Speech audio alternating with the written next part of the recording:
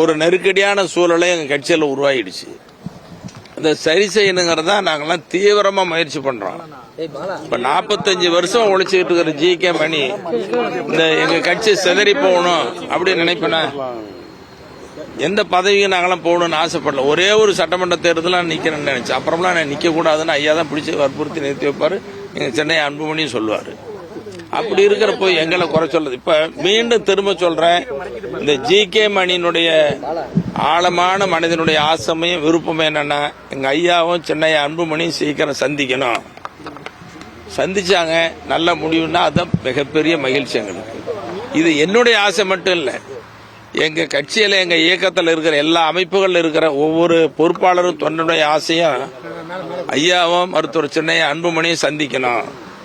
அப்படி சந்திச்சுட்டாங்கன்னாவே எல்லாம் எம்பி குதிக்க ஆரம்பிச்சிருவாங்க. அவ்வளவு உற்சாகமா இருப்பாங்க. அந்த நேரம் வரும்னு தான் எதிர்பார்த்து தொடர்ந்து பேசிட்டு இருக்கிறோம்.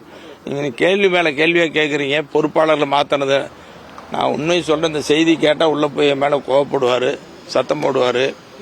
பொறுப்பாளர் நேத்திக்கு வரைக்கும் எந்த பொறுப்பாளர் மாத்தாதீங்கன்னு ரொம்ப வற்புறுத்தி சொன்னேன். கஷ்டப்பட்டு மாத்துறதால என்ன தீர்வு வரப்போகுது? அவருடைய முடிவு எடுத்துட்டாரு. நான் என்ன பண்றது சொல்லுங்க பார்க்கலாம்.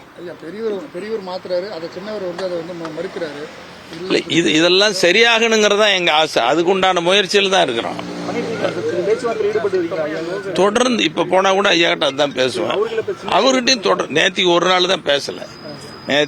முதல் நாள் இரவு 3-4 முறை பேசணும். தொலைபேசியில பேசிட்டே இருக்கிறேன். நான் நேரில் வந்து சந்திக்கிறேன்னு சொன்ன, இப்ப வர்றது போன்லயே கூட சொல்லுங்கன்னு சொன்னார். இதெல்லாம் உள்ள நடக்கிற பேச்சுவார்த்தைகள்லாம் அதிகமாக சொல்லக்கூடாது. உட்கட்சி பிரச்சனை வெளியில் சொல்றது நல்லா இருக்காது. அதனால ஊடகத்தில், சமூக ஊடகத்திலையும் சரி, ஒரு சில ஏடுகளில் கூட என்னை பற்றி அவதூறாக செய்தி வருது. அதெல்லாம் நல்ல செய்தி இல்லை. எப்படி மனசாட்சிக்கு விரோதமாக எழுதுறாங்கன்னு தெரியல. அதை நான் ரொம்ப வருத்தப்படுறேன். ரூமில் உட்காந்து கண்ணீர் வடிச்சுக்கிட்டு இருந்தேன் அந்த செய்தி பார்த்துட்டு. எப்படி உங்களுக்குலாம் மனசு வருதுன்னு. ஆனால் ஜி.கே. மணியை அவமானப்படுத்தி கொச்சப்படுத்தி எழுதுறதா அவங்களுக்கு சந்தோஷம்னா எழுதிட்டோம். அவங்களுக்கு வாழ்த்து, நன்றி சொல்லு. வேற என்ன சொல்றது?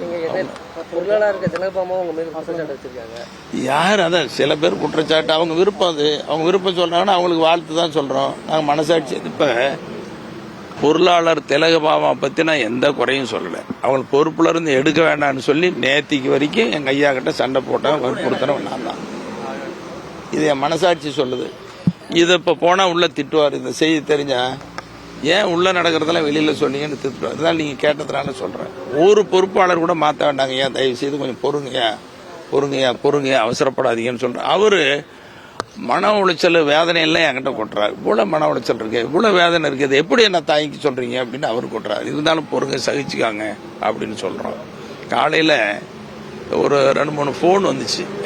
ரொம்ப முக்கியமானவங்க, அவங்கெல்லாம் பெரிய ஆளுங்க, அரசியல் இருந்து ஓய்வு பெற்றவர்கள், ஓய்வு பெற்ற அதிகாரிகள் பேசுறாங்க. மணி சார், உங்க மேல ரொம்ப கல்லடிப்படுது, எப்படிதான் தாங்குறீங்கன்னு தெரியல அப்படின்னு சொல்லிட்டு, காய்ச்ச மரம் கல்லடி போடும் அப்படின்னு சொல்லுவாங்க. இந்த கல்லடி நிறைய பட்டா உதிர்ந்து போயிருப்பாங்கன்னு சொன்னாங்க. காய்ச்ச மரத்து மேல கல்லடி பண்ணுன்னு சொன்னாங்க. அப்படி கல்லடி அதிகமா பட்டா உதிர்ந்து போயிடுமே அப்படி. என்ன சார் இப்படி சொல்றீங்க? ஏன் மனவேதனை? இன்னொரு உண்மை சொல்லிட்டுங்களா, இதெல்லாம் சொல்லக்கூடாது. எங்க ஐயா கிட்ட ஒரு முறை இல்ல, பல முறை சொல்லிட்டேன். ஐயா, எனக்கு இருக்கிற வேதனை, மன உளைச்சல்லாம் உங்ககிட்ட குமர்றேன், கோவப்படாதீங்கன்னு ரொம்ப கோபமாவும் சொன்னேன். நான் 2 முடிவு எடுத்திருக்கிறேன். ஒன்னு, உங்களுக்கு, என் குடும்பத்துக்கு, நாட்டுக்கும் தெரியாம எங்கேயாவது போயிடணும். யாருக்கும் கண்ணால படக்கூடாது, உங்களுக்கும் படக்கூடாது, எங்க கட்சிக்காரங்களும் குடும்பத்துக்கு யாரும் படாம ஓடி போயிடணும். அப்படி இல்லைன்னு சொன்னா நான் உயிரோட இருக்கக்கூடாது. இது 2 தான் முடிவுங்கிற நிலையில இப்ப பேசிட்டு இருக்கிறேன். எவ்வளவு கஷ்டமா இருந்தா பேசுவோம். இதெல்லாம் உங்ககிட்ட சொல்லலாம? ஒரு ஊடகத்துல சொல்லக்கூடிய செய்தி அது. எவ்வளவு வேதனை இருந்தா நான் இதெல்லாம் சொல்லுவேன். அப்ப இதுக்கெல்லாம் என்ன காரணம்? எங்க கட்சியில் நடக்கக்கூடிய சம்பவங்கள் ஒண்ணு ஐயோ வேதனையா இருக்குது, இது சரி ஒண்ணு.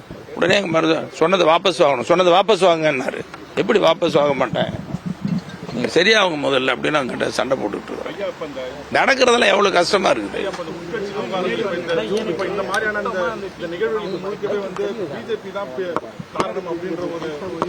அது ஒண்ணு நீங்க மனசுல வச்சுக்கோங்க. இந்த பிரிவினைக்கு அல்லது பிரச்சனைக்கு ஜி.கே. மணி காரணம்னு சொல்றது, அல்லது மற்றவங்க காரணம்னு சொல்றது, இன்னொரு அரசியல் கட்சி காரணம்னு சொல்றதெல்லாம் எப்படி ஏத்துக்க முடியும்? சரியா இருக்கு. ஒண்ணு, எங்க மருத்துவரைய 45 ஆண்டு காலமா அரசியல் பண்ணவர். அவருக்கு எவ்வளவு விவரமா இருக்குன்னு விவரம் இல்லாதவர. அதே நேரத்தில் சென்னை அன்புமணி மத்திய அமைச்சராக இருந்து சாதனை படைச்சவர், அரசியல் அனுபவம். அவங்க 2 பேர்த்துக்கு யாராவது சொல்லியே தெரியணும். யாரு சொல்லியும் இப்படி பிளவு இல்லை, அதெல்லாம் காரணம் இல்லை. இது சந்தர்ப்ப சூழல், சில நிகழ்வுகள் இப்படி நடந்து விட்டது, அது நிகழக்கூடாது. அந்த நிகழ்ந்த நிகழ்வை, அந்த நெருக்கடியை தீக்கணும், ஒற்றுமைப்படுத்தணுங்கிறத எல்லாருடைய முயற்சியும், தீவிர முயற்சி. அது நடக்குன்னு நம்பிக்கையோடு இருக்கிறோம். தயவுசெய்து ஊடகங்களாக இருக்கிற நண்பர்கள் நீங்களும் ஒத்துழைப்பு கொடுங்க. ஏதாவது ஒரு பிரிவினைக்கு செய்தி வராம மேலும் மேலும் விரிசல் ஏற்படக்கூடாது. இருக்கிறது நெருக்கமா வரதுக்கு உண்டான ஒத்துழைப்பு கொடுன்னு உங்ககிட்ட ரொம்ப அன்பாகவும் பணிவாகவும் கேட்டுக்கிறேன். அதாவது இதெல்லாம் சொல்லக்கூடாது. சில நேரத்தில் கோபமா ஒரு வார்த்தைகளை சொல்றதெல்லாம் பெருசுபடுத்தக்கூடாது இல்லையா? ஏதாவது ஒரு வார்த்தைகளை சொல்றாங்கன்னா அதையே பெருசுபடுத்தி செய்தியாக்கக்கூடாது. நன்றி நன்றி நன்றி. ரொம்ப வருத்தமா இருக்கு, கஷ்டமா இருக்கு. பேசும், எல்லார்ட்டையும் பேசிட்டு இருக்கிறேன், பேசிட்டு தான் இருக்கிறேன்.